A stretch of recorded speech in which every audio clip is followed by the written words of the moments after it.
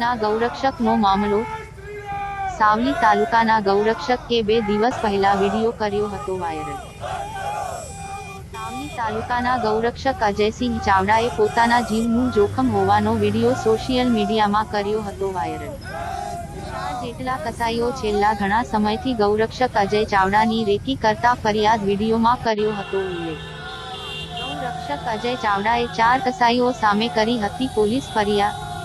આજ રોજ આરોપીઓ સામે કડક કાર્યવાહી કરવા આવેદનપત્ર અપાયું। બાઇક રેલી કાઢી સંગઠન આપ્યું આવેદનપત્ર। મોટી સંખ્યામાં યુવાનો રેલીમાં જોડાયા।